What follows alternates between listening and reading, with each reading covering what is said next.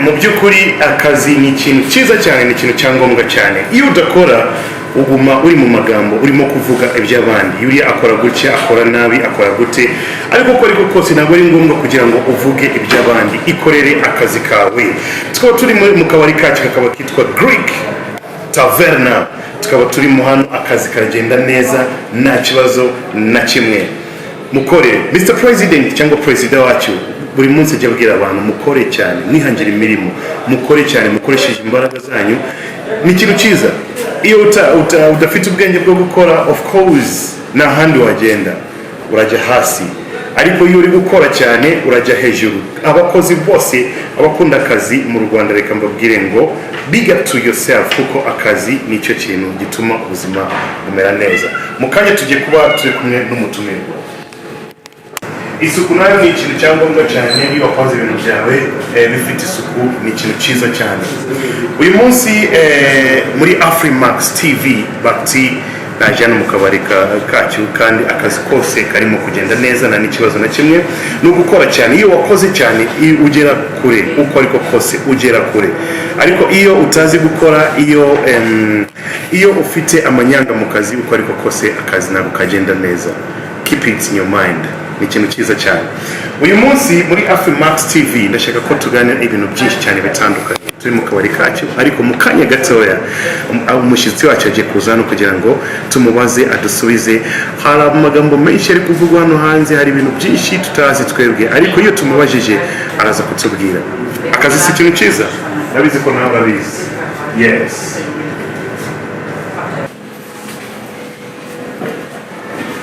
Yes, Nameless. How are you, my brother? You're welcome to Greek Taverna. Yeah, thank you so much for coming. Tugufasha iki? Orange Fanta. Fanta Sandra? Uranywa Fanta. Nabunywa cocktail. No. Gufata cocktail tugukorera mixing.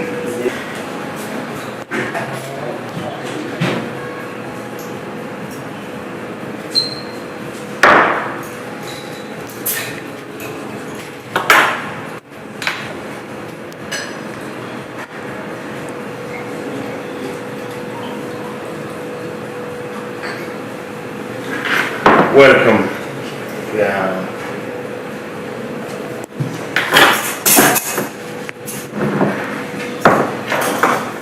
Ubundi izina Nameless ryaje gute? Nameless Campus ni izina ryaje ku ishuri. Okay. Yeah, ni izina niswe n'abagenzi banjye abanyeshuri. Okay. Nakora ko ibintu byinshi. Nakora ibintu byinshi. Umuhanzi, umuprogrammer. Asanga sometimes wabura nyine ikintu specifying Nameless. Campus ni izina nakunze. Okay. Nameless umusashinga Nameless byagorana. Nshaka irindi zina nahozo na Nameless kandi bifite meaning kuri njyewe. Byatuma umusashinga byoroha na rwose. Akaba mbere Nameless Campus ni ngiye nitwa Nameless. Okay. Nameless bahari ba campus. Nameless ni ubundi muri make ni umuntu udafite izina, ngo ni Nameless. Yeah, ni umuntu ntabwo udafite izina gusa, ni umuntu wese ushobora kubura ikintu urashaka kugucanga akavuga ko icyo umuntu sinamwita gutya, uraba ari Nameless. Okay. Nameless hano hanze birimo kuvugwa ni umuntu w'umwiyemezi cyane, ngo uriyemera cyane. Iki kintu ni icyo adasubizaho. Ndashaka kumakinga kuri iki kintu. Yeah. Iyo umuntu ari kuganira n'umuntu nibwo ubona ko, iyo utaraganira n'umuntu nibwo ubona ko umuntu yiyemera. Akenshi iyo umaze kuganira n'umuntu ntabwo nyine wowe ukibona kwiyemera ko mwaba mwaraganira akagusobanurira. Ndagira ngo umuntu ugiye gukurikira iki kiganiro nanjye na Bati yumve ibyo umuntu avuga, atavuga umuntu no kwiyemera. Umuntu yari kuvuga ibintu, avuga ibintu byinshi byafasha abantu. Umuntu ukaza muri comment ko umwana umuntu itariyemera ibintu nk'ibyo, akwiye ngo yumve ibintu twabuze ibintu byinshi.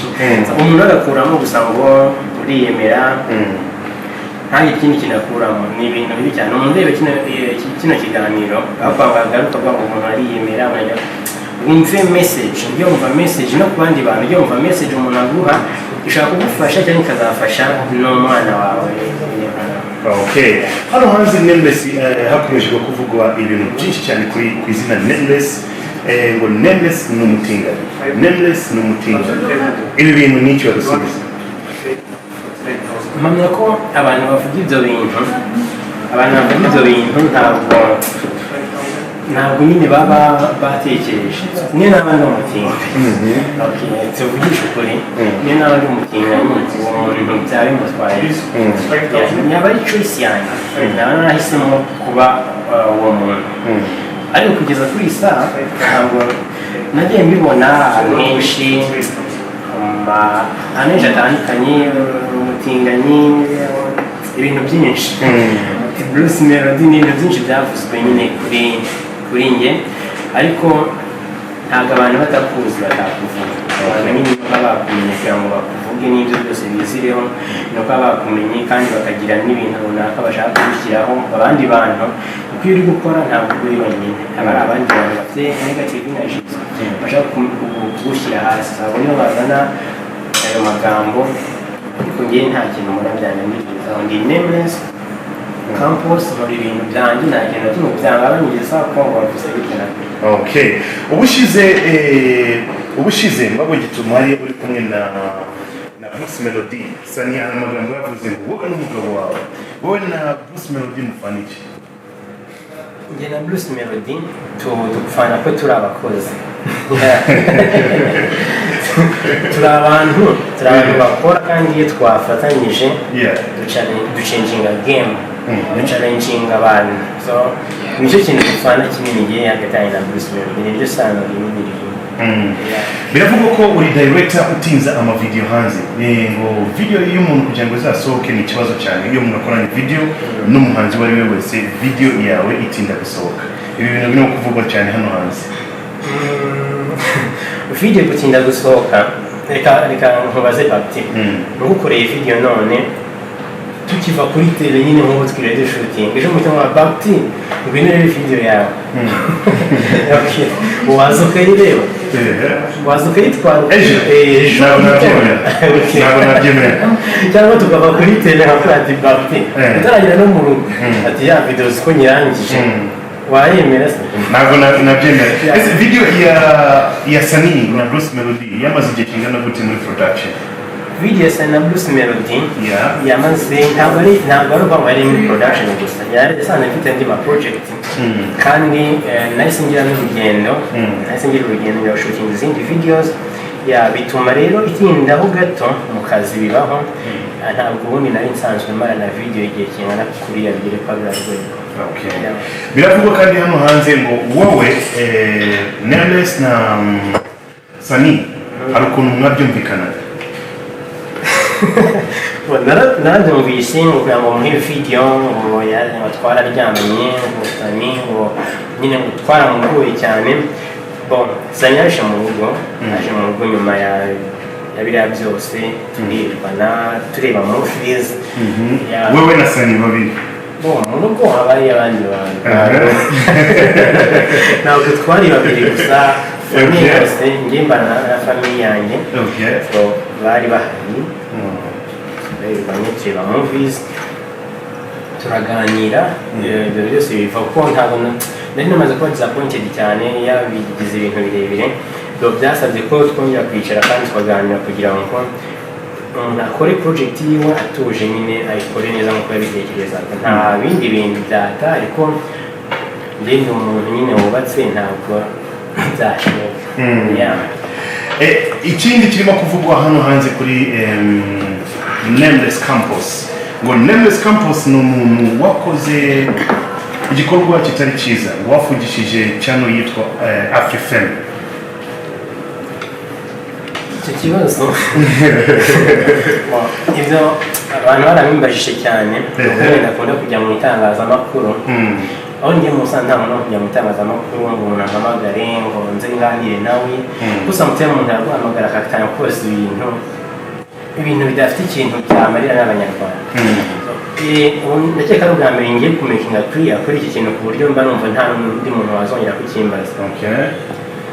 YouTube channel ya Freefame ni channel ya uploadinga music z'abahanzi. Umunsi umwe njye nari ndi kuri tele ndi gushutinga video yitwa Mfumbata na Bad Boys. Bohereza umukozi wabo witwa Emmy. Ntabwo nyine umujama ntabwo ari professional, to be honest. Emmy ntabwo ntabwo yabaye umunyamwuga. Wenda afite abandi bantu bazi ko ari umunyamwuga n'abamuhaye akazi, ariko ku ruhande rwanjye ntiyambereye umunyamwuga.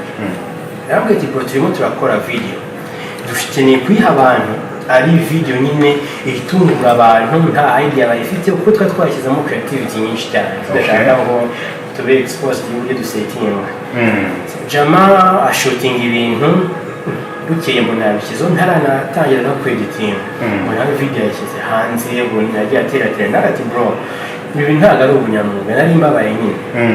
Tuba twavunitse, twakoze ibishoboka byose kugira ngo dukore nyine ikintu cyiza, abantu tubatungure, abakunzi bacu tubashimishe. Jama ahita ashyira hanze, ndamuhamagara ati mwakuyeho kano ka video. Yaransubije mani ngo niba umpamagaye maze ubugoryi, mbona ndagusubiza ubugoryi. Ndavuga atari ibi ntabwo ari byiza, mwakabaye mufite uburyo mukora ibintu byanyu mu buryo bwa kinyamwuga, mutagiye kwanduranya n'abandi bantu. Ngo mwese ngo boss wanyu kugira ngo ngabo yanyishyura amafaranga ngo nzaho ngo kurega mu musore mu rugo ngo harabura umugore bise ngo uyu nguyu ni Emmy. Ni umuntu ntabwo n'ubu waje kongera bari kwaje kureba ndi gukora, kandi ndi gukora at the end of the day uzasanga nimbishyira hanze abantu nta gishya bazayibonamo, kandi ngiye nzi ko byamvunye ahita nkupa. Nyuma rero mbona ndatekereza, mbona nyine nta kindi kintu byangiza kuko ibyo bintu byakungiza no ku Nyarwanda, ntabwo ari ya Freefame, afite channel yitwa Nyarwanda. Noneho ndatekereza ndavuga ati ibintu byihorere. Freefame rero y'uburyo yakoragamo, Freefame yakoraga uploadinga music z'abandi bantu. Freefame uploadinga music z'abandi bantu. Bagakunda gufata izo music cyane bakazishyira kuri channel yabo, bagasanga abo bakoze music barayidownloadinze, bahise kwakundi neza wayikoze, bahise bashyira kuri channel yabo. Impamvu wari nge ihe ikirego cyajeho ngo ninge wafungishije channel nuko nagiye mbwira abahanzi uburyo umuhanzi agomba kumakinga money na music yiwe bidaciye ku wundi muntu uwo ari we wese. Hari ama digital distribution akora ibyo bintu, abafite third party kuri nka partnership idasanzwe bafitanye na YouTube amonetizinga music. Ayo niyo yonyine afite uburenganzira bwo kwishyura umuhanzi, no kwanga ngo uploadingira umuhanzi kuri channel isanzwe monetizinga na AdSense, warangiza ukamuhamagara ngo uzufate amafaranga kandi nawe yabyikurira kwanga amenye na effort ashyiramo kugira ngo atere imbere. Ndaga no mukuri channel zanyu za Freefame kugira Bad Boys, ndaga ati mukuri amachannel yanyu hariya n'aba creating AdSense namwe mukajya mwishyurwa direct. N'abandi bantu bafite amachannel ndabyibuka ntigeze gushwana na Muyoboke mbere mubwiye turacelebra miliyoni views za Charina Nina nta na channel ufite. Yanyishyizemo cyane icyo gihe, ariko agenda kuri days yaje kuza mu rugo niyo cyangwa tubye bya bintu navuga n'ibyo iyo nza kumenya ko ibyo nari kubikora kuri channel byari gukunda. Izo ntambara nizo nabayemo icyo gihe, ku buryo nyine ngewe nta video nakoraga ngo Nyarwanda ngibe yayikora inkuru ndavuga ati okay, ngewe ibyo navuze ni ukuri uko bimeze, kuba muri kubura abahanzi kandi abahanzi nta mafaranga bakizemo. Habaho label yitwa T-Series. Iyo label niyo mu Buhinde. Ndahamya ko bimaze gusiga PewDiePie niyo channel ya kabiri niyo channel ubu ya mbere ku isi yasize PewDiePie yari ya kabiri. Iyo channel ikintu ikora ni nka biriya Freefame yakoraga, ariko ikabishyira kuri channel yabo. Gusa bo ikirenze abasani baba bari send muri iyo label, nibo bakorera music guhera kuri audio kugera kuri video, ibintu byose. Mbwira rero bo bakaplodinga mbwira witwa Joe Mahombi nyiri Nyarwanda, ndagati mwebwe mukwiye kuba mufite abahanzi banyu twe turara kuri tele tuba twavunitse turadushutinga dushwana n'abasani music dukora ikwiye kugira ikintu runaka izatumarira ngewe wakoze video nkwiye kugira earning mbona revenues ziza ku kwezi uwakoze music akwiye kubona amafaranga agomba music kwifata ugakirira umuhanzi kuri YouTube ntibihagije hari andi ma platforms yishyura YouTube irishyura haritwa YouTube Music abantu ntabwo barayimenya ariko nyine iyo uri ufite channel ukora mu bya music urabimenya YouTube Music ni uburyo zira abari video hari n'ubundi buryo YouTube ifite ntabwo ari nk'icyumba cy'ama audio naho kandi streaming ni nka iTunes Spotify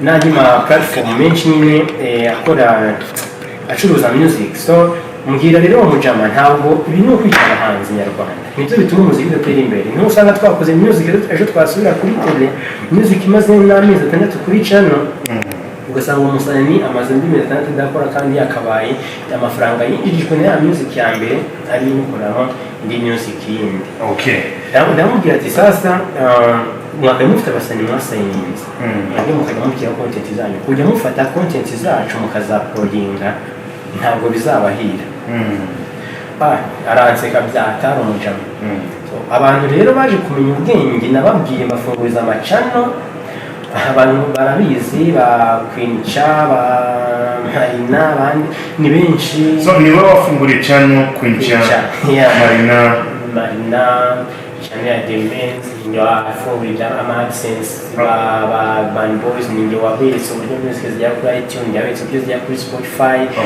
ibyo bintu byose ni ibintu bari barahishwe bagakora imiziki imyaka n'imyaka nta kintu na kimwe barabona ubu ngubu ubona ko music imaze guhinduka ibyo ni ikintu abanyarwanda bakwiye kurekonesta bakamenya ko atari ibintu byapfuye kwikora gusa ngo abantu baravutse barashisho man ntukabone nyine umuntu ubone ngaja mu kanya umwitiranye abafite bundi bumenyi nge ntabwo ari video gusa nkora bro ndagura na challenge channel yabimaze kuva abantu bamaze kwireportinga kubera ibintu bakoraga bya fraud na kwita fraud kuko copyright iyo ufashe ubundi nko hanzeho iyo ufashe content y'umuntu karikiri wawe atari fair use ni kwa murumvikana nk'amashana afite yitwa content ID akakwemerera gukoresha akagwa content ID ukaba wakoresha video yiwe fair use kuza muri description ukamentioning umuntu ntabwo ari fair use rero barabari reportinze abantu baba reportinze cyane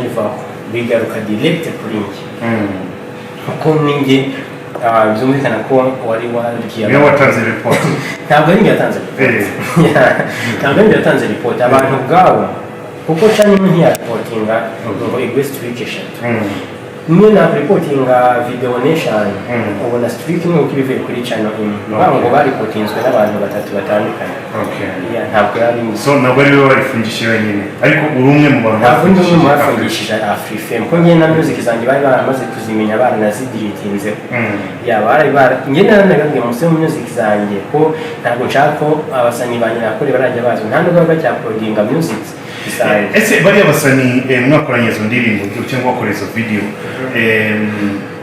kubera icyo wabaye umuntu wavugira kuri Afrifame kandi nibo bazitwaraga muri icyo gihe nuko batari babizi ntabwo bari babizi bari byinshi batari bazi n'ibya YouTube nakwiye ko nuko ngo babone indirimbo kuri iTunes no kugura copyright y'indirimbo na no hari abahanzi batabizi birirwa bakemera batwibye music ntabwo bazi uburyo bigenda rero maze gukora ibyo bashatse gukora nka revenge Afrifame gukora revenge bagenda bamvura nabi inyarwanda imvuga ukundi kuntu ntabwo ndi umuntu w'umunyabwoba ntabwo ugira ubwoba ntabwo ngira ubwoba ndi mukuri n'umuntu afite ukuri akagira ubwoba Nameless Campus ngo ntabwo ajya agira ubwoba uko ariko kose turacyari muri Greek Tavelda na akabari kacu hano turimo kuganira na Nameless Campus hari ibintu byinshi byo kuganira reka tumuhe break afata agafanta turacyakomeza n'ibintu byinshi cyane bitandukanye channel zose zabaye Nameless Campus uri haka cyangwa uri umuntu ki njye ntabwo ndi umuhaka ni umuntu wagiye afasha abantu nkabafasha kuba nyine bazamura amacano yabo no kuba bagrowinga nyine muri industry. Yeah, so twagiye tugira imbogamizi back team, twagize imbogamizi nyinshi cyane sinakubeshya. Urabona abo basani bose nageragezaga gukorera ibyo bintu. Hari abantu nyine bigiraga ngo bakunda music ngo barayipromotinga, ariko hari ubusambo, ari ugushaka kurya amafaranga batavunikiye, ibintu byaturuhije bagashaka kuba ari byo nyine bo bungukiramo. So abo bantu rero barakomeje baraturwanya. Ndibuka umunsi chano twari tumaze gukora indirimbo ya Winner ya Queen Cha. So yari imaze kugira abantu nk'ibihumbi nka 3 views nanone yari imaze kugira views nk'ibihumbi 200, ahubwo aba subscribers ari nk'ibihumbi nka 3. Chano turaplayinga kuri partnership, ubwo dushyiraho dutegereje tujya kubona tubona message. Message rero umuntu ayitwandikiye birasekeje cyane, yari kuri mail y'inyarwanda. Ubwo ni cyangwa undi muntu wenda. So message iri hano ndacyayifite muri telefone, kuko biba biri kuri Gmail, babikora bazi ngo ni ibintu byasibika ariko nyine bigumaho. This is the message. In your message. Yeah. Can I get a camera ya Max TV? This is the message. So iyo message reka tuyisomera y'abantu tu. Nziza cyane. Tura ubwo bayibonye. Ninde wayanditse? Email yaje bigaragara ko ari email y'inyarwanda. Ariko ubwo nyine harimo umuntu umwe muri bo uyikoresha. So yanditse ngo I need this SMS to buy Drama and Queen Cha. To bring back this account you need to give me 500k. Ngo message yari yandikiwe by Drama na Queen Cha. Ariko nyine nanjye yangezeho, yarayifordinze, twese turi na Safi yamugezeho, ndabyibuka yarabivuze na Marina. Yaravuze ko ashaka 500 kugira ngo agarure channel ya Queen Cha. Ngo ntago ashaka ko tumuhamagara, ngo ni SMS gusa twari bukoresha. Ngo ndaza kubahereza umunsi umwe wonyine, nimutabikora ndaza gusiba video zose kuri iyi account. Ngo ntimumbaze impamvu. Ikibazo nyamukuru cyabiteye ni Nameless Campus wasibye channel ya Free Fame. Ngo mwibuke ko ari umunsi umwe, ngo murabeho. Uwa mbere rero ngo yahereye kuri Queen Cha, niyo yari amaze kwitwara. Ngo hari gukurikiraho Safi na Marina. Indi message ya kabiri yaranyandikiye ni box. Hi nigga. Oh mujamana siki. Hi nigga, you think you can delete a Free Fame and living in peace? Not that. Let me show you how to delete YouTube channel. Message from Emmy in Rwanda. Ngo ntabwo nasiba channel ya Free Fame. Ngo mbiho mu mahoro to. Ngagiye kunyereka uburyo ngo basiba ama YouTube channel. Ndagira ngo nkubwire ko back team abajama bazi ko ari abahanga. Banazi ko music dukora ari bya bintu bya kera byo kugendera mu kigare ngamashyamba ngo dukundi niki. Dukora music ariko man dufite ubundi bumenyi twakuye mu masomo twize. Dukora music videos ariko dufite ubundi bumenyi twigiye. Ndakubwiza kuri kwica no kwigarura ya Queen Cha bitamfashe n'iminota 5. Muri umuntu abajama yayisaza ko kanya sinari mfite credentials nimwe yabyo. Sinari mfite Gmail yari kumva na creatingira ku ma Gmail yabo bakabitwangiye creating mu channel nta credential nimwe mashaka gusigarana. Uragenda kanabihindura ibyo wanagiye na password byose ukabihindura.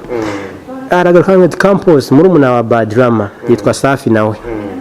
Ahita zanga ati Campus birakomeye cyane ya Marina bayitwara ariko dusaba 500 ngahita tugahita ako kanya tubyishyura. kugira ngo cyane igaruke umunsi umwe nurenga ati biraba birangiye ndaga none se ya video zose ndaga ati nyereka ahantu babyanditse ibyo bintu arabinyereka ndaga ati nanjye message yangezeho kandi biragaragara ko yaturutse ku Nyarwanda bon njyewe rero yari yabinyandikiye sinabyitaho kuko sinarinzi ko channel yabuze ubumva bari bafite channel nibo bamenye ko channel yabuze ubwo noneho ndicara kuri machine channel iragaruka nta minota 5 nawe umubajije yabikubwira nta minota 5 yashize channel yakwinisha ntayigaruye mbwira bajama ntagire umuntu muzongera kwizera none ese Nameless Campus wewe uri haka ntabwo ndi umuhaka yaba ndi umuhaka mfite amacano menshi na hacking bakti abantu batura ko bakunze badukunze banakunze ibi bintu nibo babyanga kugeza iyi sana nakubwira hari ibintu byinshi nyine bya biri band sina abantu batajya babona iyo umuntu akoze nk'ubu ibibazo bya mbere biri kugaragara kuri ubu nuko na amashyari cyane ntabwo dukundana twebwe ubwacu dushyira imbaraga mu kwangana niba umuntu aje agakora ikintu agatera imbere ntabwo ushaka kumwigiraho ikintu ngo nawe umurusha urashaka ngo cya kintu akoze gisenyuke mwese mwicare mutuze igihugu kizatera imbere gute abantu bashaka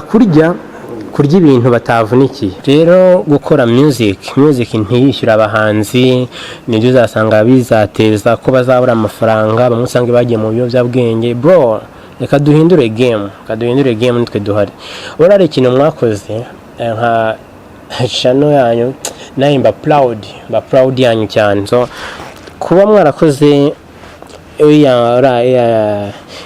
umuhuza uriya mwana w'umukobwa wari waraburanye n'ababyeyi be imyaka 25 mukonya mukabahuza ese ngo ati ahaho mukoza akazi hari abantu baba bamaze n'igihe kinini muri game so utambwira ati wakoze iki ngakikwereke kuvuga gusa iyi countdown indirimbo ya mbere no way tureka kwikina dukora ibintu bifite abanyarwanda akamaro dukora ibintu nyine bifite feedback ku bantu bigaragara so nabaye proud nk'abati nibura channel na creatinzeho ikoze ikintu iki n'Imana ubwayo yakigushimira so ntimuze ko rero abantu bazabakunda ngo kubera ko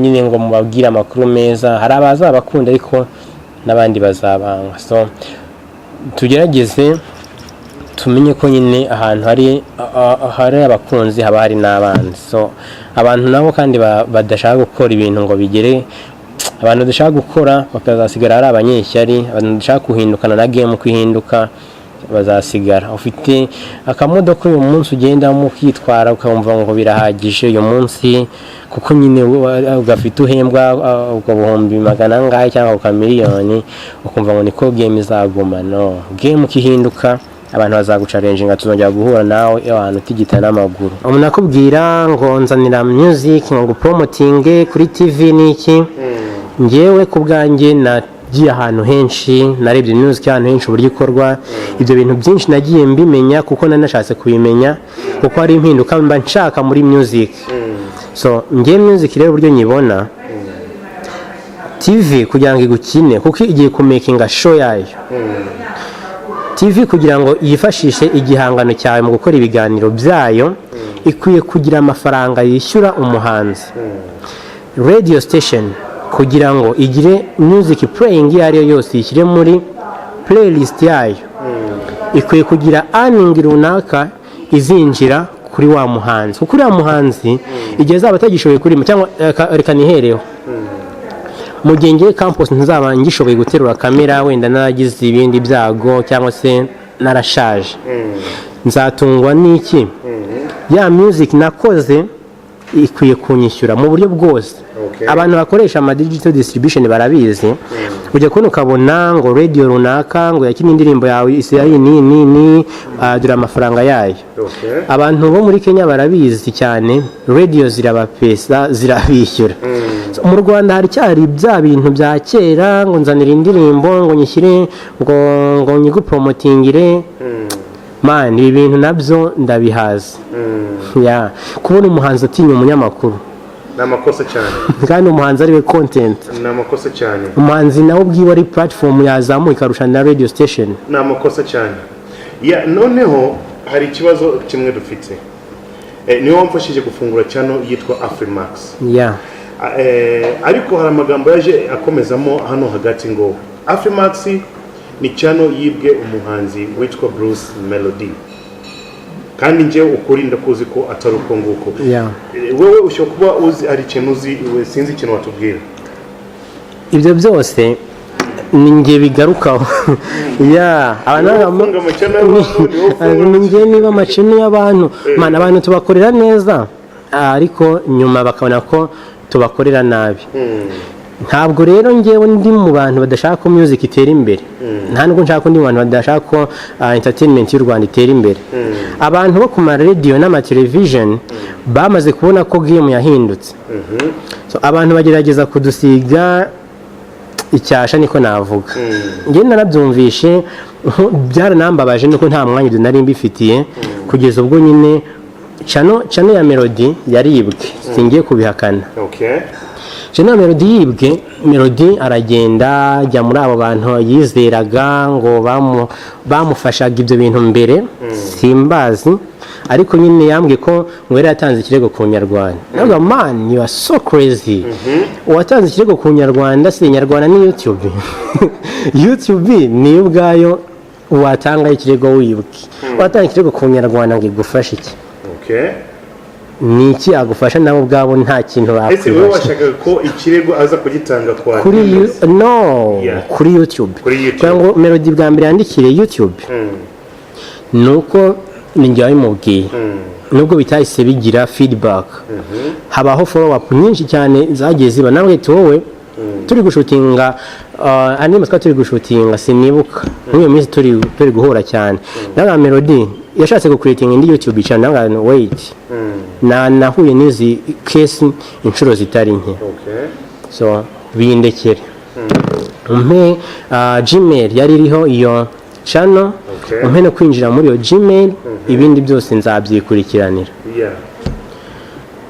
mu minsi nk'itatu channel nari nyimusubije bon ntago yabyiyumvishaga ko ari ya channel yiwe yagarutse iriho za ndirimbo zibe zakiri ikinya niki umuntu wari wayitwaye rero we yari yayitwaye kubera iriya ndirimbo nanamukoreye blocker indirimbo yanabaye ya mbere mu Rwanda best video of the year yayitwaye rero kugira ngo itazatsinda ko yari imaze kujya muri ya marushanwa namwe umuntu akoze ibintu ni umuntu wawe wa hafi kuko nk'umuntu n'ubundi uhakinga ibyo bintu nawe bari bahakinze yakwinjira n'abantu ba hafi ya demeni cyane so ndabwira ati wowe umuntu akoze ibi bintu yashakaga kugira ngo iyi ndirimbo kuko cyane igaruka iyo ndirimbo yari yarayisibye so iyo yasibye indirimbo hashira igihe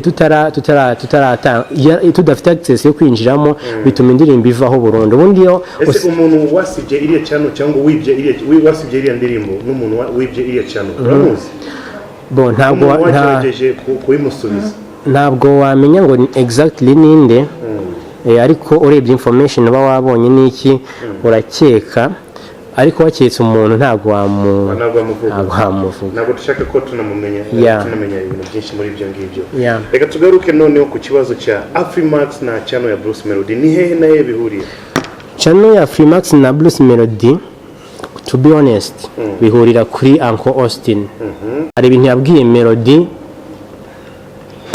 kuri njye sinangombwa ko mbivuga ariko impamvu yavuze Afrimax wowe niwe wayimenya ntabwo ari njye nayimenya kuko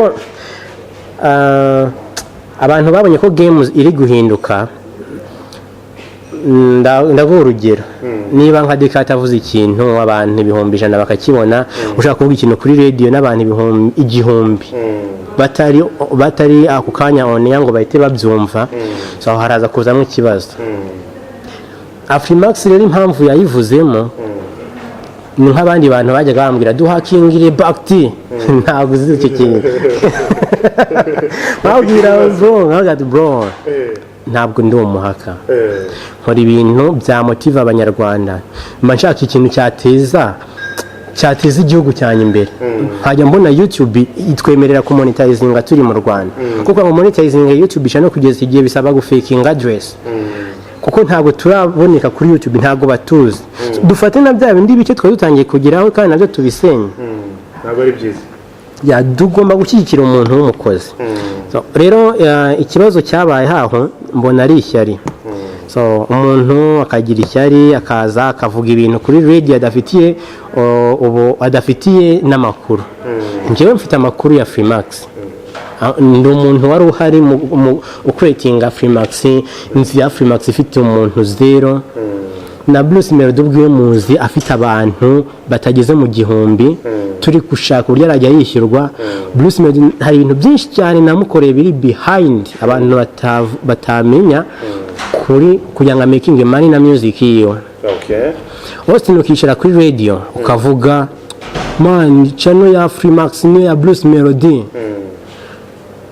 uriya mugabo bakwiye kujya bacekinga ibintu avuga mbere yuko abitangariza abanyarwanda bakamenya niba barajyamo muri codinga niba barajyamo muri codinga bakaza kubishyira bakumva kwanza ibintu ari kuvuga kugira ngo ujye kuri radio ubwira abantu udafite uburyo uri buze kugarura inyuma ukabwira umuntu ati back yibye Bruce Melody channel ngo umuntu umwe mu bagariye iyo channel ya Bakti iracyahari channel ya Freemax iracyahari n'iya Melody irahari none se tuvuge ko YouTube yazibagabanganyije ikavuga ati atubwiye ikibazo kibaye se reka tubagabanya aba subscribers ibyo ni impossible ntibishoboka na music za Melody zose yakoze kuva kera ziri kuri channel ye na content zawe zose wakoze ari kuri channel yawe ariko nk'abantu yabwiye ibyo bintu nta buryo afite bwo kujya kumwe ku wundi bagenda bakuramo ibintu yabwiye abantu ko Bakti ari igisambo